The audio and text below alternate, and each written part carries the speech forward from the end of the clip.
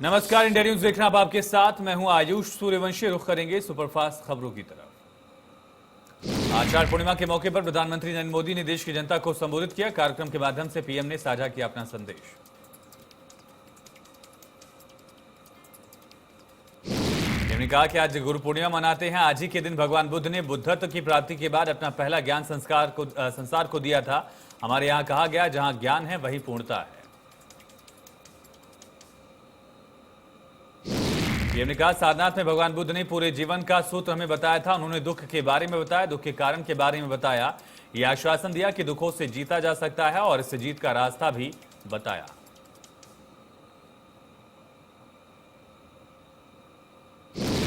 राज्यसभा में आईटी मंत्री से पेपर छीनकर फाड़ने वाले टीएमसी सांसद सस्पेंड। शांतनु सेन को सभापति ने पूरे सत्र के लिए निलंबित किया। शांतनु सेन को निलंबित किए जाने के विरोध में तृणमूल समेत विपक्षी दलों ने किया संसद में हंगामा।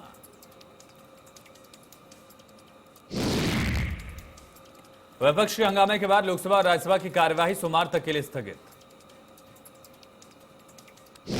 टोक्यो ओलंपिक में हॉकी टीम की शानदार शुरुआत। भारत ने टोक्यो ओलंपिक में पुरुष हॉकी के शुरुआती मैच में न्यूजीलैंड को 3-2 से हराया। प्रदेश में 2 अगस्त से नहीं खुलेंगे स्कूल। मुख्यमंत्री अशोक गहलोत ने शिक्षा मंत्री के फैसले को पलटा। सीएम ने स्कूल खोलने और एसओपीज तय करने को लेकर 5 मंत्रियों की बनाई कमेटी। कोटा को गहलोत सरकार की बड़ी सौगात। ग्रीनफील्ड एयरपोर्ट के लिए निःशुल्क जमीन दी। सीएम गहलोत ने 1250 एकड़ भूमि आवंटन को दी मंजूरी। मौजूदा एयरपोर्ट का विस्तार नहीं था संभव। जनजाति समुदाय को सीएम गहलोत ने सौगात दी है। जनजाति भागीदारी योजना होगी शुरू। विश्व आदिवासी दिवस पर होगा शुभारंभ। जनजाति समुदाय के समावेशी विकास के अनुरूप होंगे काम। राजभवन में वर्धमान महावीर विश्वविद्यालय का 35वां स्थापना दिवस समारोह। आयोजन में राज्यपाल कलराज मिश्र ने ऑनलाइन संबोधित किया। राज्यपाल ने छोटे बड़े उद्योगों को कार्यकुशल मानव संसाधन उपलब्ध कराने और किसानों को तकनीकी रूप से उन्नत करने के अंतर्गत लैब टू लैंड जैसे पाठ्यक्रमों का क्रियान्वयन करने की बात कही। राज्यपाल ने कहा, मुक्त शिक्षा प्रणाली में ऐसे पाठ्यक्रमों पर जोर दिया जाए जिनका लाभ समाज और युवा पीढ़ी के भविष्य को मिल सके। राज्यपाल ने विश्वविद्यालय के नवनिर्मित परीक्षा भवन के प्रथम तल का लोकार्पण भी किया। राजस्थान बोर्ड 12वीं कक्षा के नतीजे। शिक्षा मंत्री गोविंद सिंह डोटासरा जारी करेंगे रिजल्ट। 9 लाख विद्यार्थियों का इंतजार होगा खत्म। बीजेपी नेता रामलाल शर्मा का बयान। कहा, गोविंद सिंह डोटासरा को फोबिया हो गया। सोनिया गांधी को खुश करने के लिए संघ पर कर रहे बयानबाजी। धारियावाद उपचुनाव को लेकर कांग्रेस पार्टी की तैयारियां शुरू। उपचुनाव कमेटी के खेल मंत्री अशोक चंदना धारियावाद के दौरे पर रहे। पार्टी पदाधिकारियों ने चांदना का भव्य स्वागत किया। उपचुनाव को लेकर कांग्रेस कार्यालय में पार्टी कार्यकर्ताओं और पदाधिकारियों से विस्तार से चर्चा। कोटा नगर निगम भवन में आग लग गई। हेल्थ ऑफिसर के रूम नंबर 303 में लगी है आग। सूचना पर 3 दमकल की गाड़ियां मौके पर मौजूद।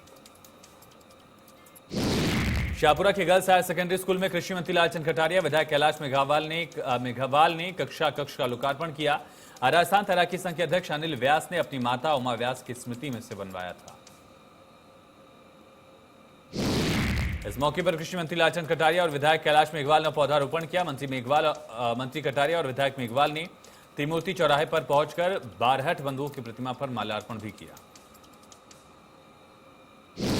अजमेर में मनरेगा योजना के तहत चल रहे विकास कार्यों में श्रमिकों की सुविधा के लिए कोई व्यवस्था नहीं। अचानक हुई झमाझम बारिश से मनरेगा के श्रमिक भीगते रहे। जयपुर में जीडीसी गौरव गोयल ने जीडीए में भवन मानचित्र समिति बिल्डिंग प्लान और लेआउट प्लान को लेकर बैठक। इस दौरान कई जरूरी बिंदुओं को लेकर चर्चा हुई। बैठक में बिल्डिंग प्लान भूखंड संख्या 6H11.0.1 सेक्टर 6 विद्याधर नगर के 2 दिन प्रस्तावित आवासीय भवन के मानचित्रों का अनुमोदन किया गया। खसरा नंबर 35 ग्राम भोजपुरा सहकार मार्ग लालकोठी पर प्रस्तावित आवासीय फ्लैट्स के संशोधित भवन मानचित्र अनुमोदन। भूखंड संख्या विद्युत भवन फेज 2 के भवन मानचित्र का भी अनुमोदन किया गया। जयपुर में जेडीए दस्ते ने जोन 9 में जेडीए ने 4 मंजिला अवैध निर्माणाधीन बिल्डिंग को सील किया। 50 वर्ग गज में सेटबैक वायलाज का गंभीर वायलेशन कर बनाए गए 6 फ्लैट्स को किया सील। जोन 13 और 14 में सड़क सीमा को अतिक्रमण मुक्त करवाया। जयपुर नगर निगम हेरिटेज कमिश्नर अवधेश मीणा ने निगम के अधिकारियों के साथ दौरा किया। मानसून के दौरान नालों की सफाई व्यवस्था का जायजा लिया। अवधेश मीणा ने बताया कि हेरिटेज सिटी के अंदर जिन स्थानों पर बारिश के टाइम जलभराव की समस्या आती थी, ऐसी जगहों को चिन्हित कर लिया गया है। साथ ही व्यवस्थाओं को दुरुस्त किया जाएगा।